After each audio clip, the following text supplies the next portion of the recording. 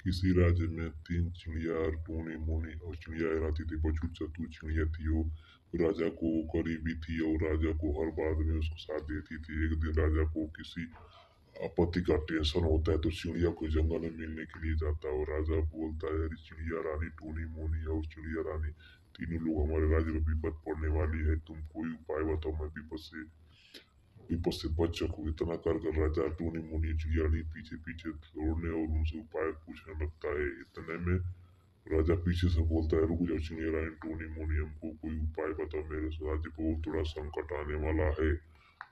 इतने में टूनी चिड़िया और मोनी चिड़िया चिड़िया से बोलती है, अरे सहेली देखो ये राजा बहुत नेक राजा है, हम लोग को हमेशा इस बागवान में पेड़ पौधा पर रहता है, इसके लिए इसका कोई उपाय बताना पड़ा, इसके राज्य में संकट आएगा तो हम लोग की विपत्ति होगी।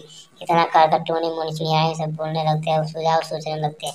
तभी टूनी चिड़िया रानी बोलती है, देखो टूनी मुनी राजा को उपाय बताते हैं कि हे राजा, तुम घबराओ मत, हम लोग हैं, हम जादुई चिड़िया है, वो भी कोई विपत्ति आएगी तो हम तुम्हारा साथ देंगे। इतना कहकर टूनी मुनी और राजा को समझाती है और बोलती, देखो तुम शांति से रहना और कोई घबराने की बात नहीं है, तुम शांति से देखो, कोई राजा राजा राजा तुमको मारने के लिए सोचेगा तो मैं उसको बाहर से ही उसको भगा दूंगा। इतना कहकर टूनी मुनी चिड़िया तीनों लोग जंगल में छिपने के लिए उड़ने लगती है और राजा को बोलती है, तुम इस घर में इस मकान में छिप जाओ। इतना कहकर टूनी मुनी चिड़िया अगला राज्य को देखने के लिए निकल जाती है। जाते जाते कुछ रास्ते से दूर देखती है तो बड़े बड़े गांव दिखाई देने लगता है। इतना टूनी मुनी चिड़िया रानी बोलती है, तो लगता है इस जंगल में कोई रहता नहीं है, इसलिए इसको तकी सोच कर जादुई चिड़िया चिड़िया रानी राजा को समझाने लगती है और सोचती है, देखो सुनो, एक बात की कहानी बताता हूँ।